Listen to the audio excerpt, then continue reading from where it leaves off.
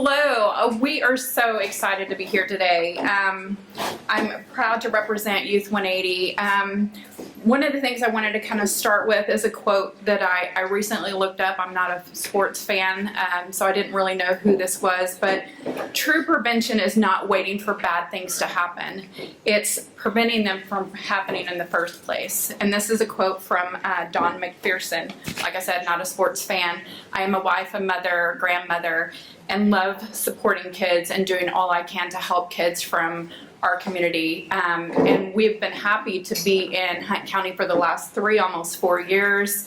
And I want to talk to you a little bit about our organization. Hopefully by the time that we're done, you understand who Youth 180 is, what services we provide, and how you can get involved if you're interested. So who is Youth 180? We are a nonprofit organization. We got started in 1984 because of substance use in Dallas County. There were a lack of services. We couldn't even figure out how to assess them to find out what their needs were, but drugs were a big issue at that time. So we created our assessment services and created the first outpatient treatment program for adolescents in North Texas. And we work primarily with indigent youth. That program is still in operation today, which I'll tell you a little bit more about.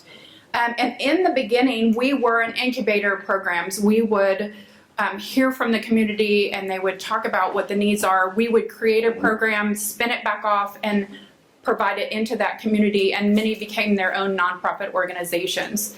So now we continue to do that. We look for what's going on in your community and we try to build resources for those things that are not already being provided. So we always look for that. And one of the things with our team, we have some staff members here. You'll get a chance to meet them. I love working with the team of staff. We have actually 35 altogether with our organization. The majority of them work in Dallas County, but we have some that work here just specifically in your community. And we have 25 just in our prevention services department.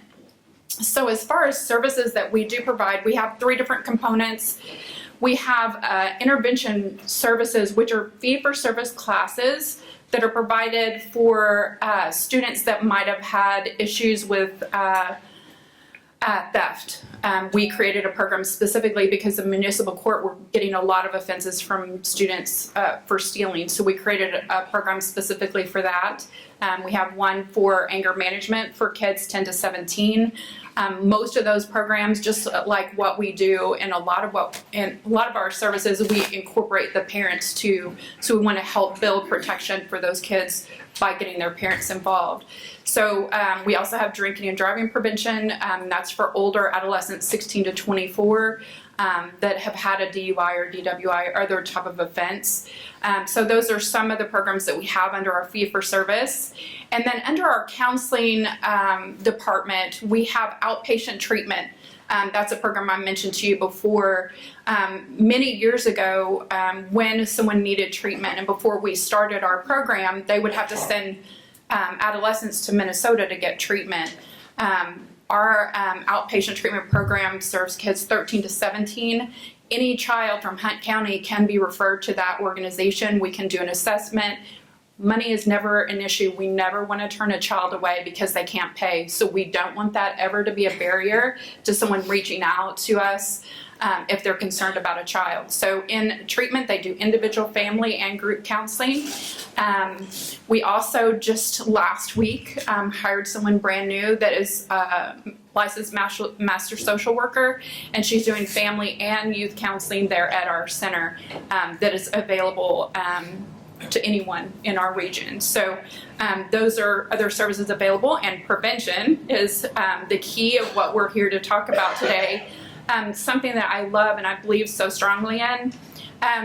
With seeing how prevention has changed over the years, I've gotten to see that growth and the movement from this being like a community-based site and you have kids come in after school and you do like life skills with them. It has become this big, huge entity now, and it has this expectation like you would potentially see with counselors. There's practicum hours that you have to get. There's certain certifications you have to work for. So I love that. I love the idea that everything that we do in prevention is considered evidence-based. It's not just the curriculum we provide, but all the different components of prevention are considered evidence-based to build protection for these kids. So with what we do in prevention, we are funded 100%, well, the majority of our funding is through the Health and Human Services Commission through the state of Texas. We've reapplied for funding to continue to serve Hunt County. We should hear about that in August. And we've also added a component of providing positive directions for families. So we'll hopefully be able to offer to the families of this community a family-focused program that's free. All of our services that we provide in this community are free to them. So the prevention education is the meat of our of what we do, and it is going into the schools, and we work specifically with the elementary, middle, and high school students to teach them life lessons, obviously, but it's so much more than just focusing on substance use, because children will come across different things, bumps in the road of life, and we want to build really strong kids with good, strong, healthy self-concept. So that's one of the things that we really try to emphasize in that education component. We also do presentations with those children to teach them about alcohol, tobacco, and other drugs. We also come to places like this and do presentations with adults. So that's components of what we do in prevention, because if we're strengthening the community, making them aware of what's going on, it can help the kids ultimately. Let's see, what else? We're also involved in coalition work. We want to be involved in the larger picture. I know the staff are very involved in the interagency network here, and we really want to be continue to be a resource within this community. My part is going to be a little bit brief, but I would not be doing my job if I did not kind of give you a little bit of information on how you could help. One, the best thing you could do for us is get the word out about Youth 180, that we're here in this community. We would love to serve Greenville ISD. We've been in the outskirts of the county and would love to kind of move more in and support the kids from Greenville.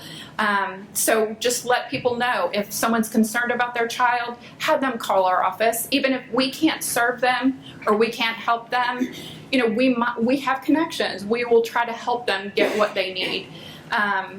If you you work for a company and you want a good, positive, drug-free workforce, have us come in and do a presentation with your staff.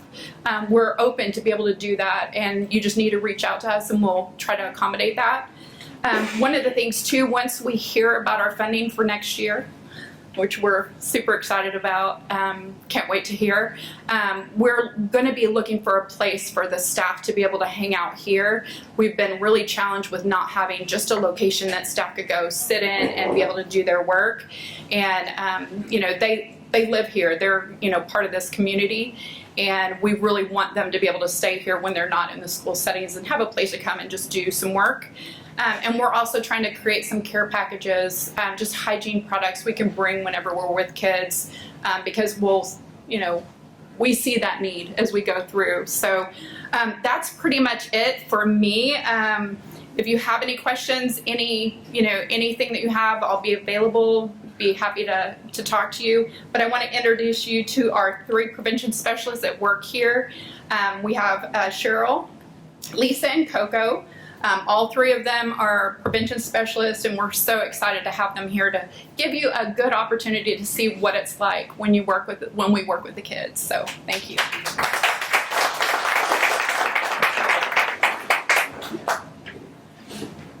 Hello. Good afternoon. As Vicki was saying, my name is Lisa Ritz. I'm an associate prevention specialist. I've been with Youth 180 a little over 2 years and love what I do. Absolutely love working with the kids. So that's the main part of my job. Is I'm in the schools with the kids. We teach a curriculum called Positive Action, and the main focus of Positive Action is for kids to feel good about themselves. We really feel when they are doing positive actions and they're thinking positive that they're going to feel good about themselves, and when they feel good about themselves, then they're less likely to go down the wrong path or get into risky behaviors. So that's what we focus on. We do touch a little bit on drugs and alcohol with them, but our main focus is life skills, it's coping skills. So it's teaching them to have a better self-concept. Our positive action program works with kids from first grade all the way to 12th grade. We go into the schools about once a week. Anywhere from 8 to 10 weeks is the length of our program. Our program is also evidence-based, meaning there's a reduction in truancy, there's an improvement in academics, the negative behaviors are decreased. And the teachers are also reinforcing what we're teaching as well. So we meet a lot of the TEKS that the teachers have to meet in their classes. So we are kind of a backup sometimes to what the teachers are already doing in the classroom. So the kids are getting that reinforcement. And that's all that I had. Yeah, so I'll introduce Cheryl Bam.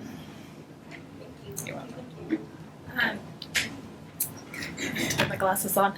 My name is Cheryl Bam, and I am the newest prevention specialist to the team, and so excited to be here. I see some familiar faces, and my role is very similar to Lisa's, as we are on the front lines basically with these kids, working with them in the classroom.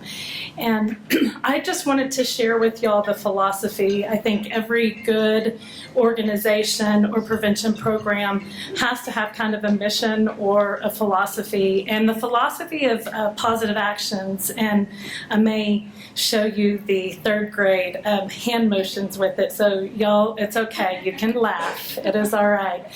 But it goes something like this.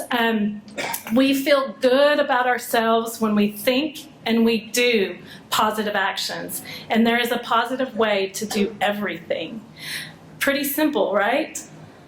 Has incredible impact, not just for our third graders, but also for our high schoolers too. If we can get them to understand that their thoughts control their actions will dictate their feelings, and their feelings will then become their thoughts again. So if you can imagine a circle like this, and this is our thoughts, actions, feelings circle. If we have a thought that comes into our mind, we can't necessarily control that thought, right? But what can we control? Our actions, okay? So even if we have a negative thought that comes in, we are encouraging these kids to do a positive action. If you do a positive action, you're probably going to have a positive feeling about yourself. If you feel good about yourself, you're going to create a positive circle, a positive life. And this can follow them into adulthood. And our goal and our hope is that they start to break some of those cycles of addiction, violence in their family, those patterns of family behaviors that they don't know any different, right? Until somebody comes in and gives them hope and tells them that there is a different way, and they get to choose. That's the beauty of this. We don't go in there and tell them what to do and what not to do. This is a don't do drugs. This is be the best person that you can be. Create an environment for yourself that is a positive environment. And I want to share two impact statements, because I've been thinking a lot about, why do I get up and do this every day? Two reasons. One was a third grader. I'm going to try. One was a third grader. And at the end of our time together, she wrote me a very simple thank you note. It was not, long. And it had a flower on it with a watering pot, and it said, "Thank you for helping me grow." And I went, whoa, okay, I need to be really careful with these little lives, right? There's a lot at stake. And so the other spectrum is a teenager who was in an alternative school. He was 17, 18 years old. He had made some really poor choices and bad decisions.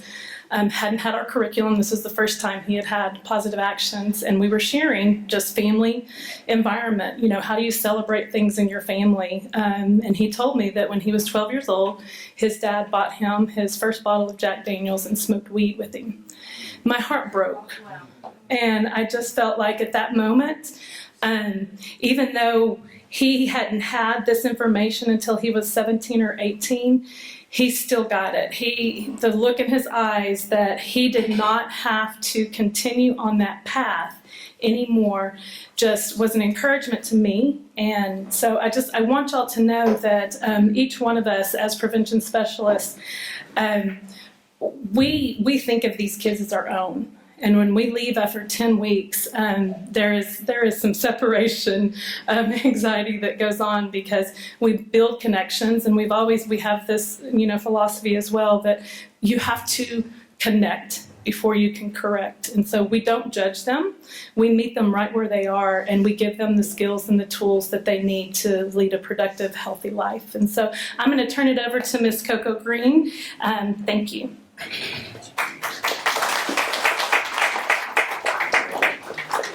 Wow, these two ladies are a tough act to follow. I'm going to give you kind of a taste of what day one of our education may look like in a high school. I actually talk to the kids and tell them to call me Miss Coco, because if they called me Mrs. Green, I wouldn't recognize it. So I hear Miss Coco all the time, and I've kind of coined the phrase that says Miss Coco says no, no. So that's kind of, if you've ever heard that in a school hallway, I apologize. If your kids have ever said it to you, I told them not to use it against their parents, but sometimes they don't listen. The first day, one of the things that we kind of focus on is we want to build resiliency in these kids. And what is resiliency? It is the ability to kind of, bounce back from something, some adversity or an obstacle or a decision that they've made. And the reason why we want to build that resiliency is because guess what? And I tell the kids this all the time. I was like, you're going to be faced with adversity. You're going to have it. It doesn't matter what your background is. It doesn't matter what your family life is. It doesn't matter any of that. Life is full of hiccups or road bumps or detours or roadblocks, and how you handle that is important. And if we can give them that core strength, then they are able to make those decisions for a healthier lifestyle. So one of the ways that we kind of do that is through this thing we want you to have a healthy self-concept. And so what is self-concept? Well, a concept is thoughts or ideas or a philosophy about who you are. And there are 4 areas that we focus on, and sometimes we call them pillars. I like to call them pieces of pies because, pie is yummy. But the first one is physical. Like what does your physical self-concept look like? And we talk about how you eat and if you exercise. And I say to them, if you don't want to look like Miss Coco, then you need to eat well and exercise now. So just so you know, I recognize the irony of that. And so, how you take care of yourself, how you present yourself to the world, your style and who you are is okay. And my favorite feedback that I get when we do these self-surveys, like, what did you think about our program? That Miss Coco told me I was okay just the way I was. That's the happiest I've ever been in my life. Because yes, who you are is good. Because we're going to celebrate our strengths and we're going to work on our weaknesses. That's like a mantra I have with them. And so physical, like how you take care of yourself, your hygiene. And when I go in to especially like 6th grade boys, I tell them that Axe is not a replacement for a shower. Even though sometimes they don't believe me and they use it very well. I wish they were as dedicated with their homework as they are with the Axe spray. But anyway, and one of the other things too is we talk about our intellectual self-concept. Now, a lot of you, the first thing that comes to your mind is how good in school you are or what your grades are. And I tell them, that's a part of it, but that's not the whole thing. It's really how you challenge yourself intellectually. And whether you're in 1st grade or if you're 90, how you challenge yourself intellectually is really important to keep you motivated and keep you moving in the right direction. Memorize poetry. I tell them, memorize song lyrics. That's poetry with music. Do word games. Challenge yourself. Read a book. Listen to a book. And a lot of times what we do is we interactively will present to them a poem for them to memorize. word games or brain teasers that we have to figure out the answers to first, which can be difficult. We talk about their emotional self-concept, how they manage their anger and manage their joy, how they manage themselves. And we want them to be even keeled because, you know, their hormones are out of whack. We tell them all the time they're not fully developed right here. We talk to them about that. We go into depth with it. We play games about that, how to recognize other people's emotions, because sometimes you have that problem. If you are not socially engaged with your family like you needed to be, it's difficult to recognize how other people feel. And then we talk about this social aspect.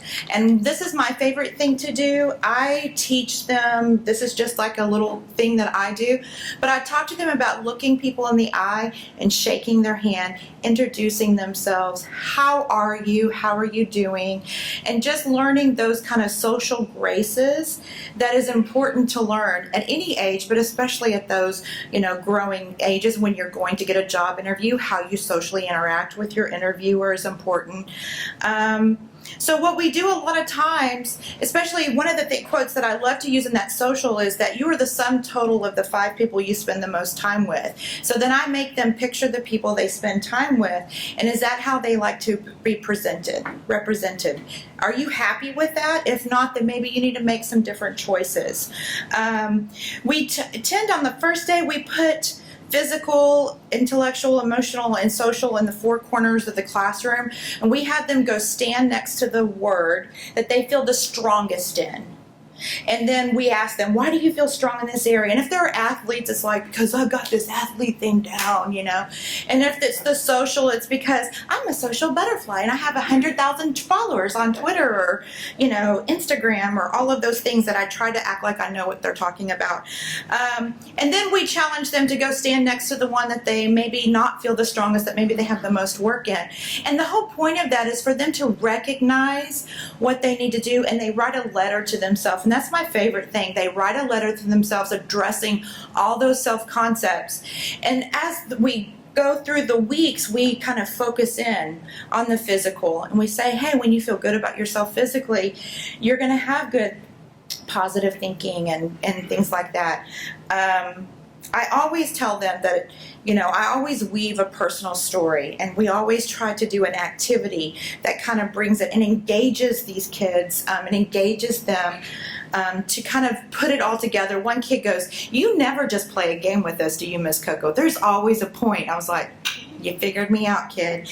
I wanted to share one impact story that I think out of a lot, and I'm sure that these ladies have, and Miss Vicki has been with us for so long, but this is one that's just kind of, you know, gets me every time I tell it. But we had, like on day 2 or 3, we feature an athlete that was born with no arms and legs. His name is Kyle Maynard. He's been featured on ESPN, and he's a big part of that day. And I found a video of him climbing a mountain, and I love his story, and he's an inspiration to me. And one of the things that he says is, show me your mountain and we'll climb it together. That's like his, when you open his page, I really recommend going to his website. And we did that. We showed the video, and, you know, it's that moment that you can't kind of explain, except that you can just feel that connection with them in your heart. And the next week, I just came back and I was being my usual goofy Miss Coco self. How you doing? What's going on? And this kid walked up to me, and he'd kind of been sitting in the back rolling his eyes when I introduced what the program we were going to do in the beginning. And he said, well, I just wanted you to know, because of this program, because of you, I was able to talk a friend of mine out of suicide, and I was just so thankful. So I share that story because, yeah, we're a drug and alcohol intervention program, but I feel like we're more than that. We're you know, scary choices or, you know, unhealthy choices intervention program. All their curriculum can go for any of that. We will meet you where your needs are. And I just thank you for your time. Thank you so much.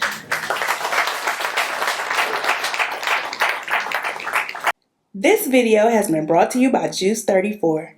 Juice is your community-owned provider of electric, internet, cable TV, and true local programming. You know the feeling, and so do we.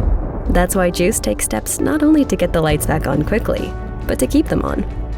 We keep the trees trimmed back to avoid outages, long before the storm comes along. We replace poles before they let us down. We upgrade our system to ensure reliability. And all the steps we're taking have led to a nationally recognized award from the American Public Power Association. Juice Electricity. Hometown service, world-class reliability.